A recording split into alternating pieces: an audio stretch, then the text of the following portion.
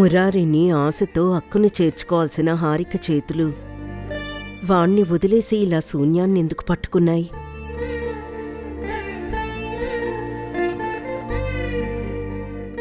కన్నబిడ్డను గుండెల్లో దాచుకోవాల్సిన తల్లి ఆ ప్రేమను మర్చిపోయి బిడ్డను సునందకెలా ఇవ్వగలిగింది?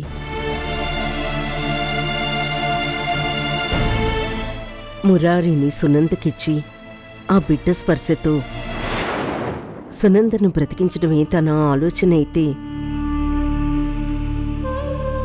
రేపు సునంద మురారిని తిరిగిచ్చేస్తుందా? మళ్ళీ మన మురారి మన దగ్గరకొస్తాడా? చూడు కిరణ్, ఇప్పుడు మనం చేయాల్సింది ప్రశ్నించడం కాదు, అర్థం చేసుకోవటం. ఒక బిడ్డ నవ్వుతో మనిషిని బ్రతికించగలిగే అవకాశం ఉన్నప్పుడు ఆ అవకాశాన్ని హారిక ఎందుకు వదిలేస్తుంది? అందుకే తను మురారిని సునంద దగ్గర వదిలేసి ఉంటుంది. హారిక చేసిన ఈ పనిలో ఉన్న గొప్పతనాన్ని మనం అర్థం చేసుకోవాలి. ఇప్పుడు మనం హారికని ప్రశ్నించడం కాదు, తన నిర్ణయానికి మర్యాద ఇవ్వాలి.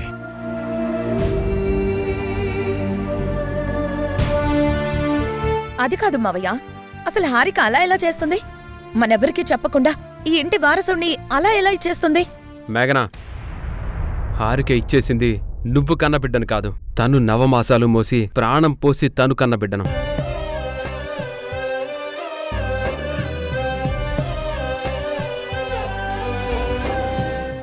ఇంక నువ్వు ఈ విషయాన్ని రాద్ధాంతం చేయడం ఆపే.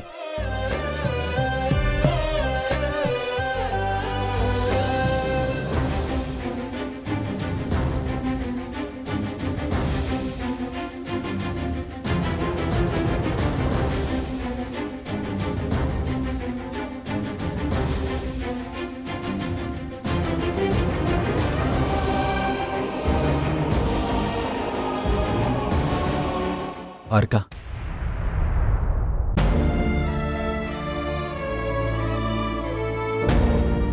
ఏంటి తరుణ్, నువ్వు కూడా నన్నేమైనా మాటలు అడగాలా?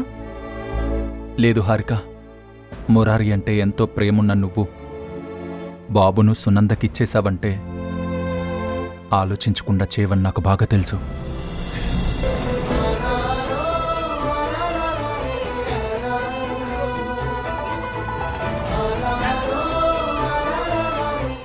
ఊరుకో హారిక, బాధపడుకో. బాధపడాల్సింది తప్పు చేసిన వాళ్ళు, నీలా మంచి చేసిన వాళ్ళు కాదు.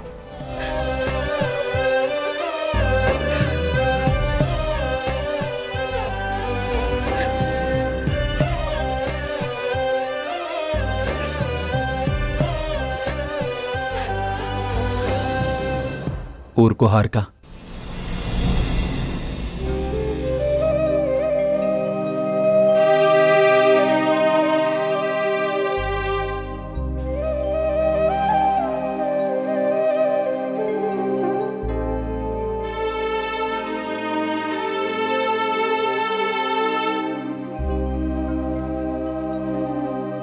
ఏమండి, మీకు నా మీద కోపం లేదా? నీ మీద కోపమా? ఎందుకు సునందా? మిమ్మల్ని ఒంటరిగా వదిలేసి నేను చనిపోవాలని ఆత్మహత్య ప్రయత్నం చేశాను కదా, దానికి మీకు కోపం రాలేదా? కోపం రాలేదు, కానీ చాలా భయం వేసింది, ఇంకా చాలా బాధేసింది. భయం ఎందుకంటే నువ్వు లేని జీవితాన్ని నేను ఊహించలేక. బాధ ఎందుకంటే నువ్వు కొడుకు గురించి మాత్రమే ఆలోచించిన నువ్వు నా గురించి ఆలోచించలేదని. నన్ను క్షమించండి.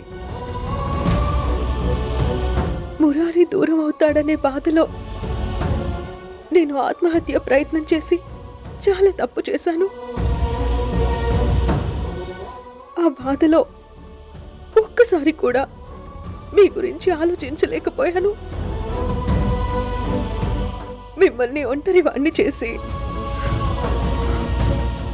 మీకు తీరని ద్రోహం చేస్తున్నానని అర్థం చేసుకోలేకపోయాను. ఇలా చేసినందుకు నన్ను క్షమించండి. ఆ మాటకొస్తే ముందు నువ్వే నన్ను క్షమించాలి సునంద. పురిట్లోనే 5వ బిడ్డను కూడా కోల్పోయాక ఆ నిజం తెలిస్తే నువ్వు తట్టుకోలేవని బిడ్డలు మార్చి తప్పు చేశాను. ఆ నిజాన్ని నీ దగ్గర దాచి ఇంకా పెద్ద తప్పు చేశాను. హారిక వాళ్ళతో గొడవ జరుగుతున్నప్పుడు కూడా అసలు నిజాన్ని నీకు చెప్పలేదు. వీటన్నిటికీ నువ్వే నన్ను క్షమించాలి. మీరివన్నీ చేసింది నా మీద ప్రేమతోనేనని నాకు తెలుసండి. మీలాంటి ప్రేమించే భర్త దొరకడం నా అదృష్టం. అమ్మా సునంద, ప్రభు గురించి ఇంత తెలిసిందానివి మరి వాణ్ణి ఒంటరిగా వదిలేసి ఎందుకు చనిపోదాం అనుకున్నావమ్మా?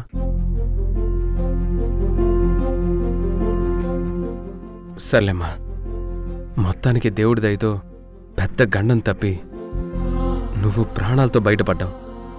ఇప్పుడు నువ్వు క్షేమంగా ఉన్నావు, అచ్చాలు. నువ్వు కొడుకు మీద ఉన్న ప్రేమతో చనిపోవాలనుకుంటే నీ మీద నీ భర్తకున్న ప్రేమ నిన్ను బ్రతికించింది. సునంద మళ్ళీ మన మధ్య ఇలా ఉండడానికి ముఖ్య కారణం హారిక గారే సంజయ్.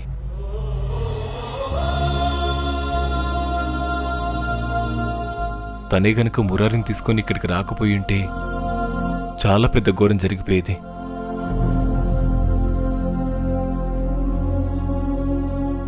నా సునంద నాకు దక్కేది కాదు. హారిక చేసిన ఈ పనికి నేనెప్పుడు రుణపడి ఉంటాను. అవును సంజయ్ గారు, హారిక గారు చాలా మంచి మనిషి. తెలుసో తెలియకో మా వల్ల తనకి అన్యాయం జరిగినా తను మా మంచి కోరింది, మాకెంతో సహాయం చేసింది. ఉషా హారికలు నాకు వరుసకి మరదళ్ళైనా వాళ్ళిద్దరూ నాకు చెల్లెల్లాంటి వాళ్ళు. ఇద్దరు మనసున్న దేవతలు. హారికది సున్నితమైన మనసు, చిన్నపిల్లల మనస్తత్వం. ఏ సందర్భంలోనైనా తను ఎదుటివారి మంచి కోరుకుంటుంది.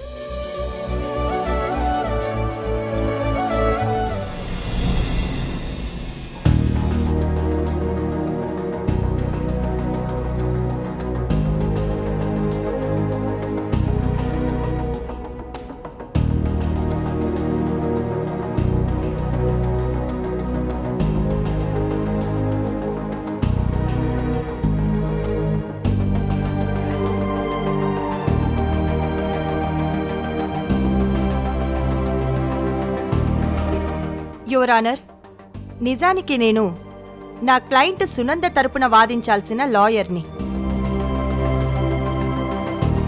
కానీ ఈరోజు ఒక న్యాయవాదిగా కాకుండా ఒక తల్లి కన్నీటిని, మరొక తల్లి త్యాగాన్ని చూసిన మనిషిగా మాట్లాడాలనుకుంటున్నాను.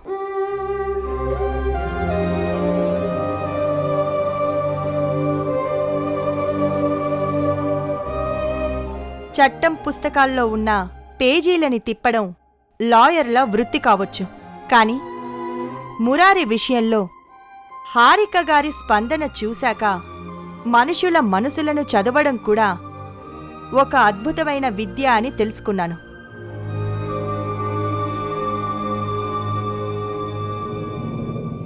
ఎందుకు అంటే ఈ కోర్టులో ఇన్ని వాదనలు జరిగాక తీర్పు వాళ్లకి అనుకూలంగా వస్తుందని హారిక గారికి తెలుసు.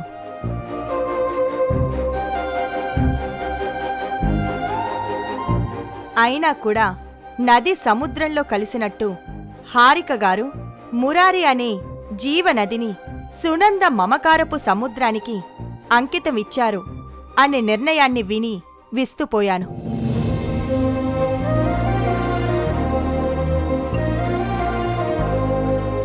యువర్ ఆనర్, న్యాయం ఎప్పుడూ కాగితాల మీద సాక్ష్యాన్ని మాత్రమే చూస్తుంది.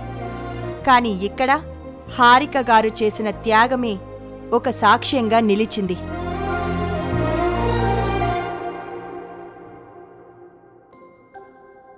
అందుకే ఇది మన దేశ న్యాయ వ్యవస్థలో ఎక్కడా నమోదు కాని ఒక అసాధారణ అధ్యాయంగా ముద్ర వేసుకుంది.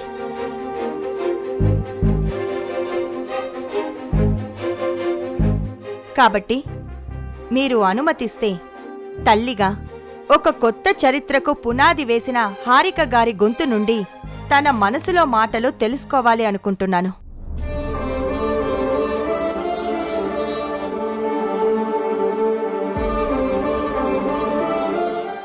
Proceed. Thank you, your honour. Harika గారు, చెప్పండి, మీ కడుపున పుట్టిన మురారిని, మీ రక్తం పంచుకున్న ఆ ప్రాణాన్ని సునందకి తిరిగి అప్పగించాలని మీరెందుకు నిర్ణయించుకున్నారు?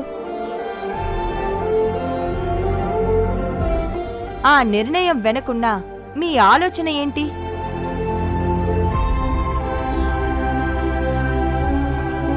నా బిడ్డను తన ప్రాణంగా భావించి ఇన్నాళ్ళు వాణ్ణి అపురూపంగా పెంచింది సునంద.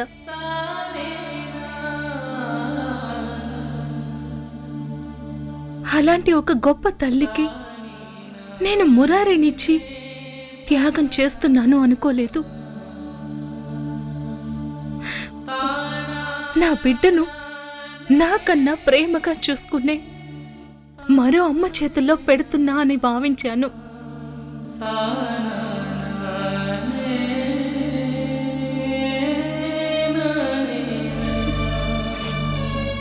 మీరన్నట్టు చట్ట ప్రకారం మురారి నా బిడ్డగా నా సొంతం కావచ్చు, కానీ ధర్మం ప్రకారం వాడు సునంద మాతృత్వానికి నిదర్శనం.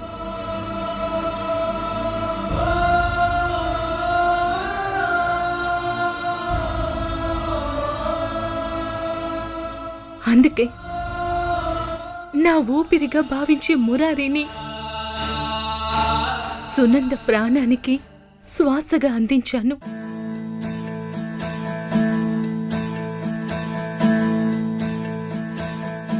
అంతేకాదు, నా కొడుకు స్పర్శతో తిరిగి జన్మనెత్తిన ఒక అమ్మ ఈ సునంద, ఈ సునంద, ఈ సునంద.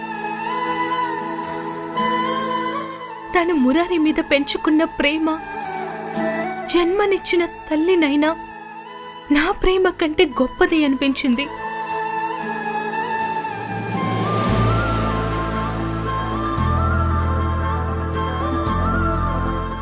అందుకే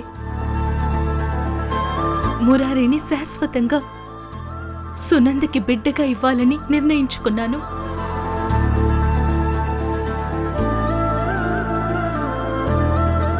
ఎందుకంటే మురారి స్పర్శతో సునందులు మరణాన్ని జయించిన గెలుపొంది.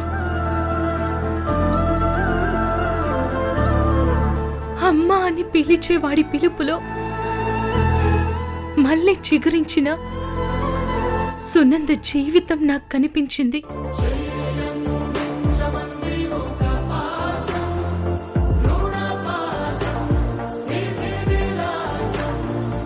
అందుకే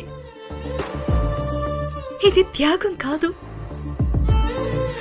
నా బిడ్డకు జన్మనిచ్చిన నేను ఆ బిడ్డ ద్వారానే మళ్ళీ పునర్జన్మ పొందిన సునందకు కృతజ్ఞతగా ఇచ్చిన ఒక బహుమతి.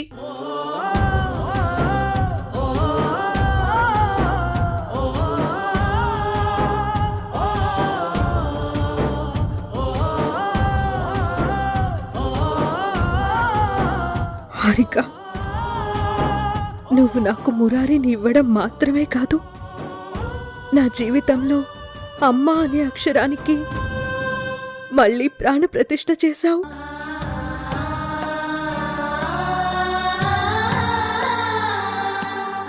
అర్థం లేని నా బ్రతుకు పుస్తకంలో నిరాశ అనే అక్షరాలను తుడిచేసి మాతృత్వం అనే అక్షరాన్ని దిద్దావు. ఇప్పుడు నేను మురారికి అమ్మని కావచ్చు, కానీ వాణ్ణి నాకు అప్పగించిన నీ హృదయం అమ్మా అని పిలిపించుకునే అర్హత ఉన్న ఏ తల్లికి సాధ్యం కాని ఒక మహాత్యాగం. గుడిలో దేవుడికి ప్రాణం పోయడం శిల్పి వంతైతే, నా జీవితం అనే శిల్పానికి నీ త్యాగంతో జీవం పోసావు.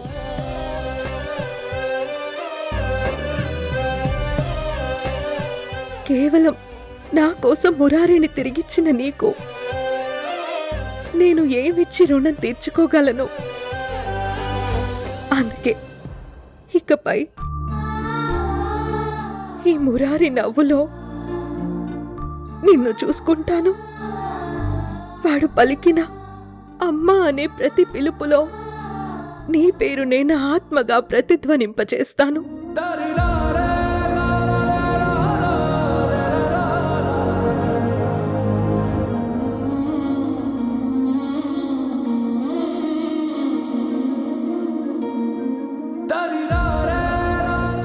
విన్నారుగా యువరానర్, డిఎన్ఏ రిపోర్ట్లో వచ్చిన నిజానికి అతీతంగా హారిక గారు తీసుకున్న ఈ నిర్ణయం ఒక తల్లి ధర్మానికి నిదర్శనం.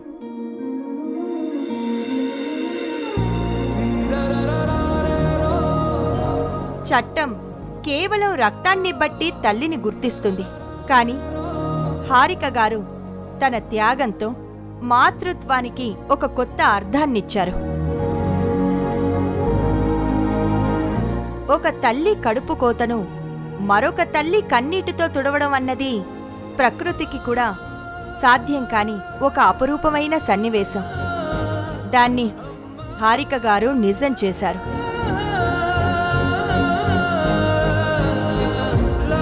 నిజానికి ఇక్కడ గెలిచింది హారిక గారు కాదు, హారిక గారికి మురారిపై ఉన్న ప్రేమ.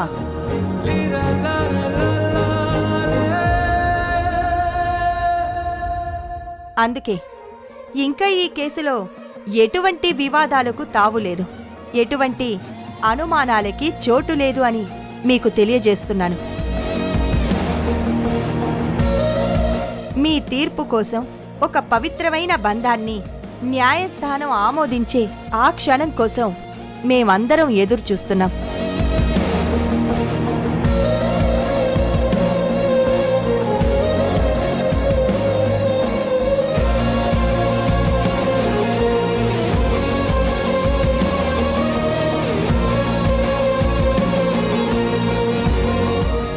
ఈ కేసు నా ముందుకొచ్చినప్పుడు ఇది కేవలం ఒక రక్త సంబంధపు గొడవ అని భ్రమపడ్డాను.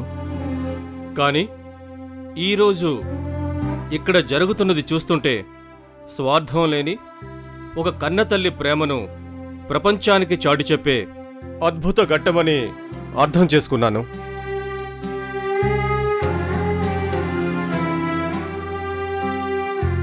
ధర్మం కోసం రాజ్యాన్ని దానం చేసిన రాజులను చూశాను, కానీ తన సర్వస్వమైన కన్నబిడ్డను వేరే ఆడదానికి దానం చేసిన తల్లిని ప్రపంచంలో తొలిసారిగా చూస్తున్నాను.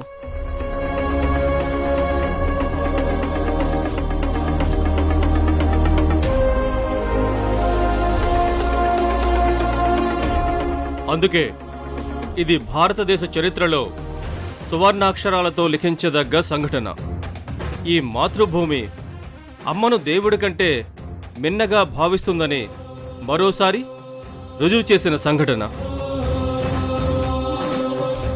తల్లంటే జన్మనిచ్చేదే కాదు, జీవితాన్నిచ్చేది అనే స్ఫూర్తిని, ఆ సంస్కృతిని ఈ కోర్టు గదిలో ఇద్దరు తల్లులు తమ త్యాగంతో మళ్లీ నిరూపించారు.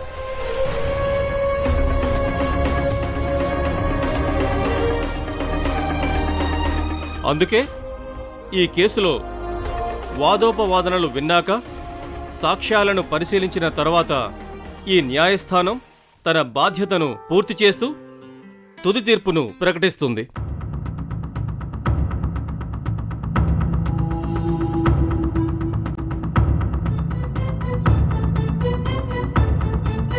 హారిక గారి మాతృత్వపు అర్పణను పరిగణలోకి తీసుకుని మురారిపై సర్వ హక్కులను మరియు సంరక్షణ బాధ్యతలను సునంద గారికి అప్పగిస్తూ ఈ రోజు నుండి మురారి సునంద బిడ్డగా న్యాయస్థానం తుది తీర్పును జారీ చేస్తుంది.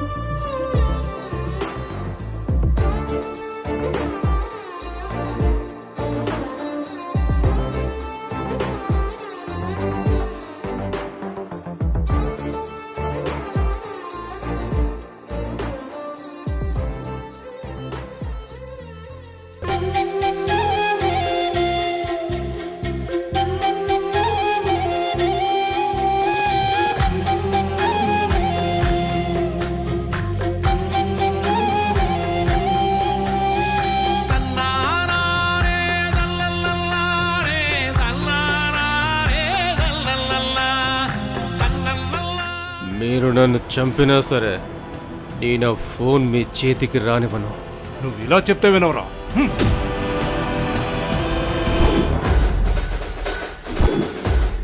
మలేష్ ఆగో.